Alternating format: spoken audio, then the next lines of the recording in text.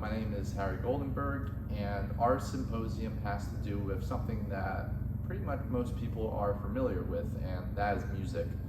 So according to a statistic from Headphone Addicts, an average person listens to around 961 hours of music every year, and roughly 7.1 billion people listen to music around the world.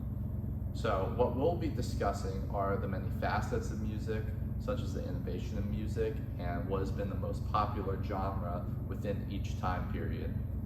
We'll also be discussing how music has progressed over time, from record players all the way to streaming now.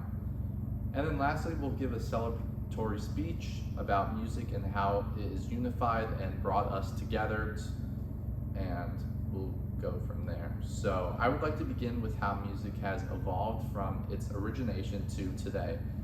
Music has played a very integral part in our everyday lives, and people have been consuming music for thousands of years. However, I'm going to be covering musical trends and evolutions from the 1800s all the way to modern time. The goal of my speech is to inform the audience of how we progressed to today's musical landscape and what were the most popular genres in each time period, as I mentioned. I'll be discussing how music has changed, as well as what genres have been most popular from the 1800s to today. So understanding the key trends and genres of music for the past 200 years is essential to learn how the world around us has changed and how it's allowed us to gain knowledges of human experiences. So I'll start off with the early 1800s. This time period was marked as the classical era, with artists such as Ludwig van Beethoven being quite popular. During this time, individualism was a big theme in music, and compositions were inspired by stories and concepts. Romantic symphonies were also hugely popular during this time, during the 19th century, not only was it the classical era, we also witnessed the rise of opera too, with composers such as Richard Wagner contributing to evolving the operatic experience. We now segue into the 1900s, as there were various changes to music and also the birth of new genres that I will get into that forever changed music. So first, in the early 1900s, ragtime became a popular genre in music, as it was the kind of music that was mostly played on the piano, where the melody is broken up into short rhythms. Then came jazz, which became a notable genre in the 20th century and brought out some of the greatest musicians to ever live. This included artists such as Louis Armstrong, Duke Ellington, Count Basie, as well as Miles Davis. And then we will also talk about the popularity of the blues. So the blues originated and developed in the southern United States and became one of the most important influences on the development of popular music.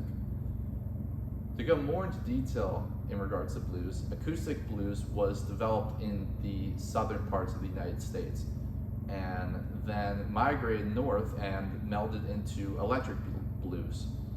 Its message of expressing grief and sadness through music has resonated to multiple different genres, such as rhythm and blues, rock and roll, which I'll get into later, as well as country music. So when the 1950s arrived, people witnessed the birth of rock and roll, and with artists such as Elvis Presley, Little Richard, and Chuck Berry. Rock and roll emphasized a more rebellious attitude and became very popular with teenagers, but not so much with their parents. To show how popular it was, according to Graceland.com, which was named after Elvis's estate in Memphis, Tennessee, Elvis had no less than 149 songs to appear on the Billboard Hot 100 chart back in the 1950s in the United States. Soon after, pop emerged in the music industry, and it included catchy melodies and very simple lyrics. An example of this was the Beatles, who achieved widespread success as they hold the record for the most #1 hits on the Billboard Top 100 charts. Some of the biggest artists in the history of music emerged from the pop genre, such as Michael Jackson, who was labeled by many people and famous musicians as the king of pop. In the 1970s, singer and songwriter combinations became extremely popular. Artists such as James Taylor, Carole King, who they both worked together, and Joni Mitchell kind of shaped the landscape of the 1970s. The 1970s was also filled with some of the greatest rock and roll bands to ever live, such as Led Zeppelin, many familiar bands that your parents may know, such as the Eagles, Black Sabbath, and the Rolling Stones, of course. And these bands had a combination of skill, technique, and also bravery that defied norms during this time, as their live performance were unlike anything someone has ever seen before in their lives. After the 1960s, that was filled with psychedelic music and all these different musically changing rock bands. The late 1970s and early 1980s is when hip-hop changed music forever. So this genre emphasizes spoken word, rhythm, as well as social commentary, as artists such as Run DMC and Public Enemy perfected this and had a huge influence within the hip-hop community. So in the 1990s, the most popular genres were hip-hop, rhythm and blues, and grunge. And to anyone who doesn't know what grunge is, it's a genre of music that emerged from Seattle, Washington, and it includes mostly lyrics that talk about angst, and it sounds very raw and distorted. So if you look at bands such as Nirvana, Smells Like Teen Spirit is a perfect example of that raw sound that became very popular within the early 90s. Pearl Jam is another example of that, as well as Soundgarden, all coming from Seattle, Washington. So overall, the 90s were a decade that had a huge impact on culture, society, and the entire music industry. So now that I've covered the 1800s and 1900s, it's time to cover the 2000s and how technology affected the music industry. So the early 2000s were dominated by pop rock bands and hip hop.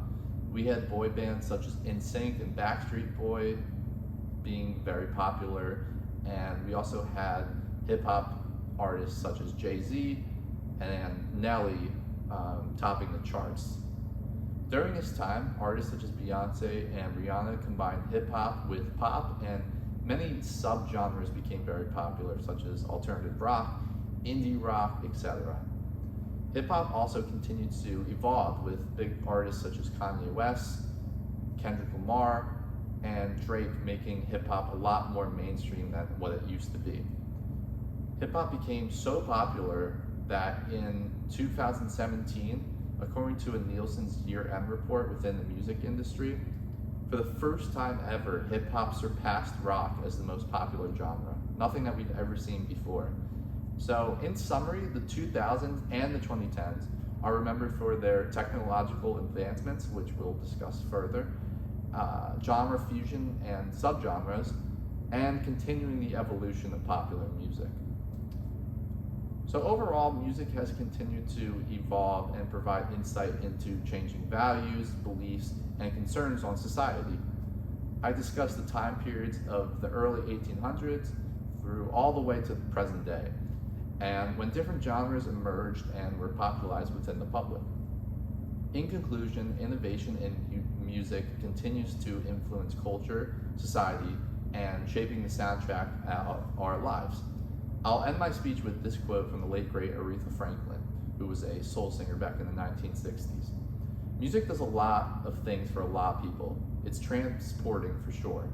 It can take you right back, years back, to the very moment certain things happened in your life. It's uplifting, and it's encouraging, and it's strengthening. Thank you so much for listening. I will now go to Ian, who's going to be talking about the progression of music all the way up to 1999. Thank you.